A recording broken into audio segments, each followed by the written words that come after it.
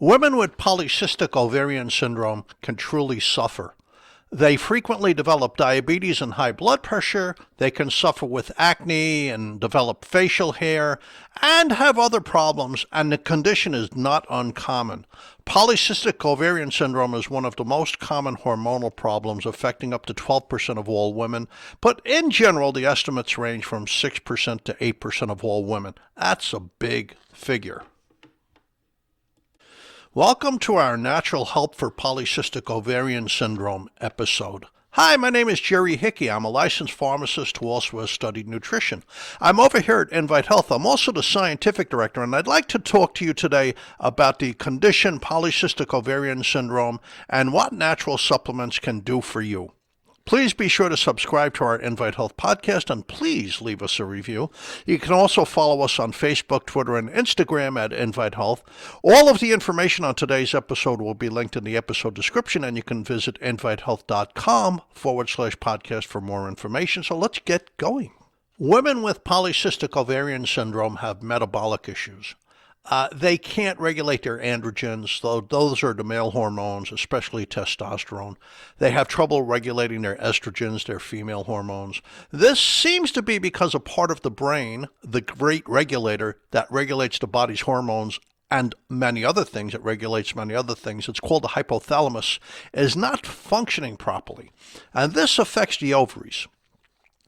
The ovaries can develop many cysts. They can enlarge in size. A lot of things are going on there. Treatment depends on the symptoms. Common signs of polycystic ovarian syndrome include excessive androgen production, so facial hair, acne, in more severe cases, even male pattern baldness, a more masculine build like big shoulders, polycystic ovaries, numerous cysts in the ovaries, and this affects the function of the ovaries, and they also enlarge. Irregular periods. I'm going to abbreviate it PCOS. You can look it up on the internet, PCOS, but it's polycystic ovarian syndrome. PCOS is often accompanied by elevated blood sugar and even diabetes. This actually causes a further rise in the level of male hormone, the androgens called testosterone. There's low-grade inflammation, chronic inflammation. So what are some of the complications of PCOS? Infertility, fatty liver, your cholesterol can rise, your triglycerides, that's a second kind of greasy fat, can rise, diabetes, sleep apnea because of the weight gain, depression. Let's get back to sleep apnea. Testosterone, if it's high, can cause sleep apnea. So it's one of the side effects of testosterone. Depression and anxiety, not surprised to hear that. Uterine bleeding. Unfortunately, in some cases, endometrial cancer, and of course, obesity and larger muscles, etc. Your doctor may prescribe birth control pills to help regulate your hormones. So we'll discuss this. Let's go to a quick break. When we come back, we'll discuss what the doctor may prescribe.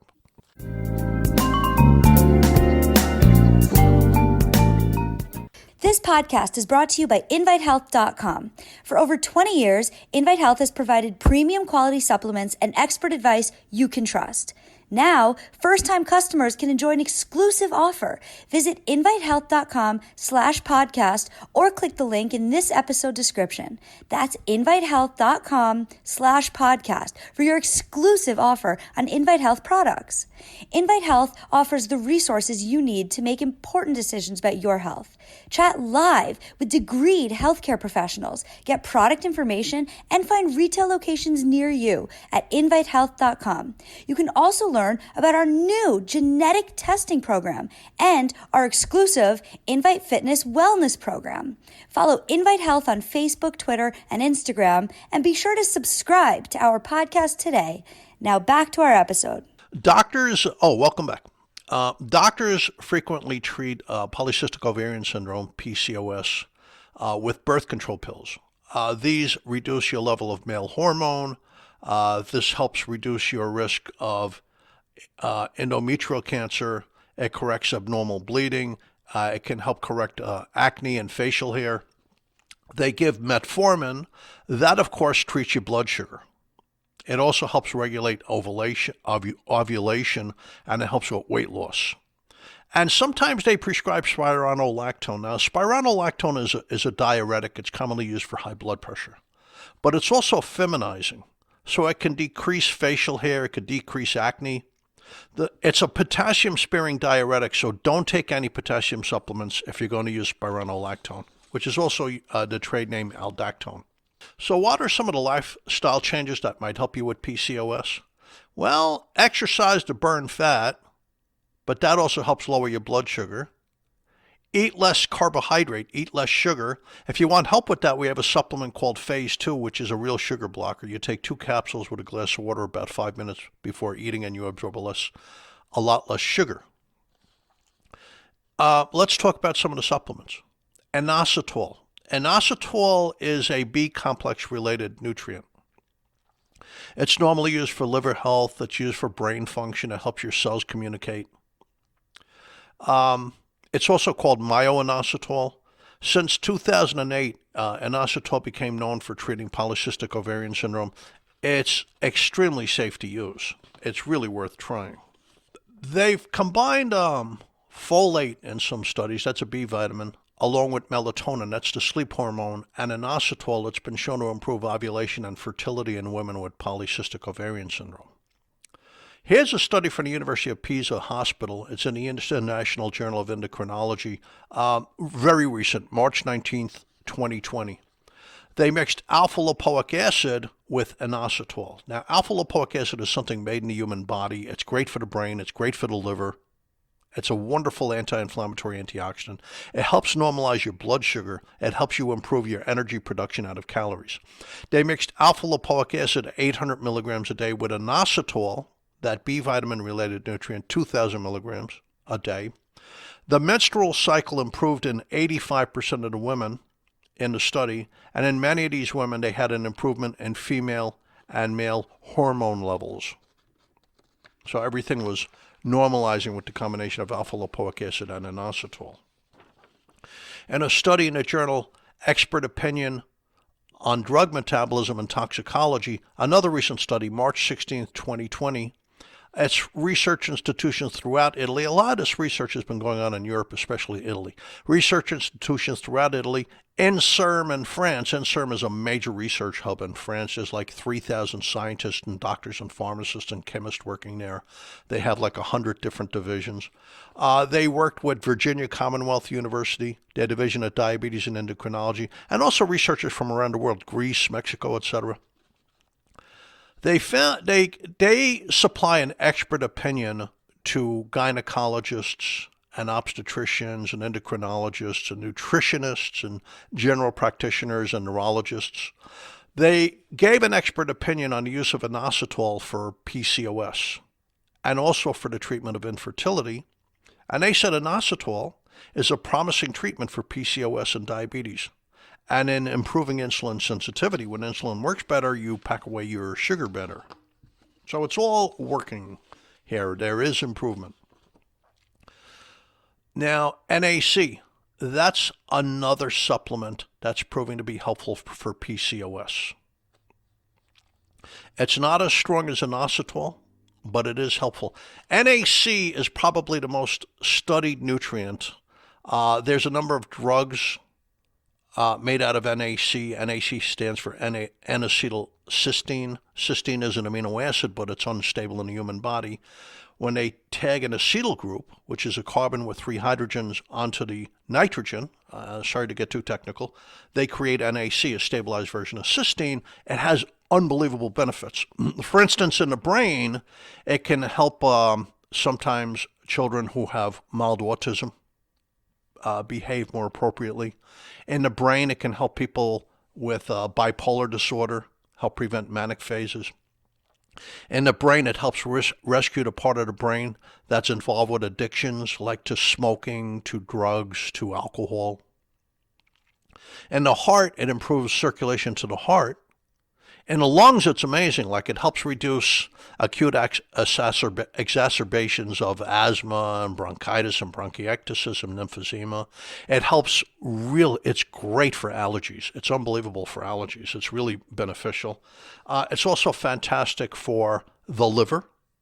It's one of the best things you can ever take for the liver. It helps to rejuvenate a liver if the liver's under stress, but it also helps the liver break down and get rid of toxins. It's involved with 7 different pathways in the liver that rid the body of toxins. And in the kidneys, it's been used to help protect the kidneys from radiation when you go for diagnostic tests where they inject you or you have to drink a radioactive isotope. Another use for it is as an antidote to many toxins. For instance, Tylenol acetaminophen could be highly toxic to the liver. NAC is the antidote to that. It's also used as an inhaler in people with conditions where mucus is too thick, like cystic fibrosis, to break down the mucus. So there's a lot of research on NAC. In the International Journal of Gynecology and Obstetrics, women on clomiphene. Clomiphene is used for infertility. And women on clomiphene used to treat infertility, they had PCOS. They added either NAC or a different product called L-carnitine to the clomiphene in 162 women with PCOS. NAC improved both blood sugar control, and both nutrients improved ovulation and pregnancy rates. So these supplements really do have benefit for these women. Let's go to a quick break. When we come back, we'll talk a little bit more about natural help for PCOS. We'll be right back.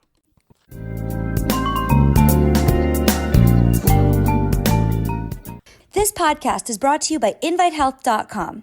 For over 20 years, Invite Health has provided premium quality supplements and expert advice you can trust.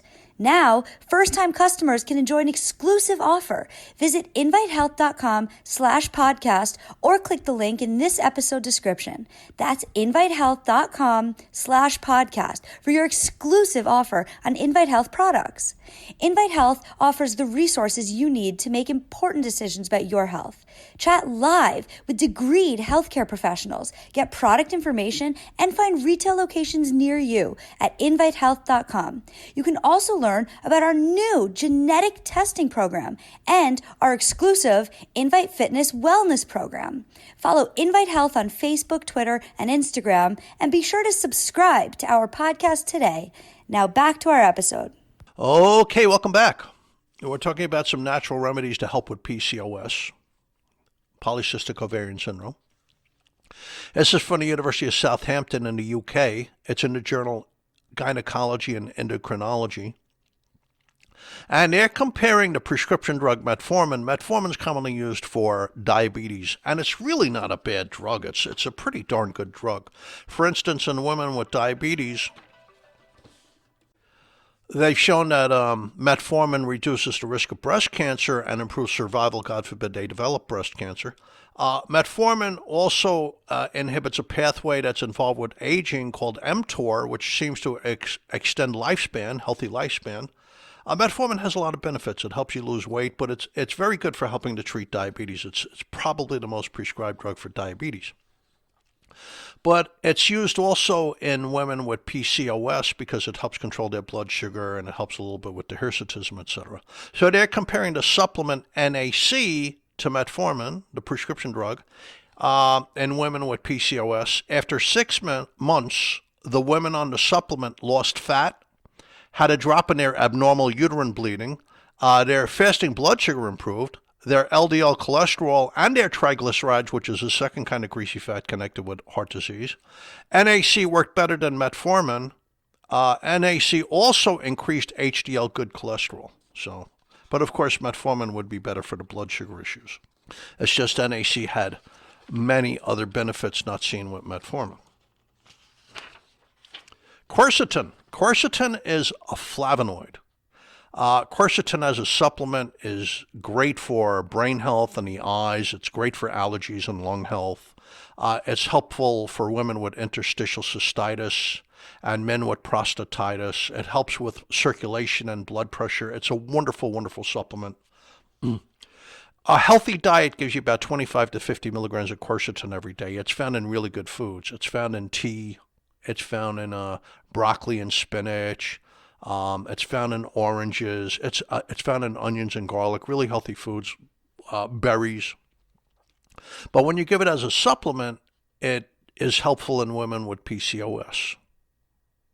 This is the journal Ovarian Research. It's from January 31st, 2020, a very recent study. They reviewed 3 different clinical trials on quercetin in women with PCOS. It absolutely reduced testosterone. It absolutely reduced insulin resistance. That's really important. They had better blood sugar control. Now I want to talk about resveratrol. Resveratrol is found in tiny amounts in the skin of the red grape. Research-wise, they either use synthetic resveratrol or they get it from a plant called Polygonum cuspidatum. I like the natural one better. I feel it works better than the synthetic one. So we get it from Polygonum cuspidatum. This is the Department of Reproductive Medicine, University of California, San Diego, and a bunch of fertility clinics over in Madrid, Spain. It's in the journal Annals of the New York Academy of Sciences.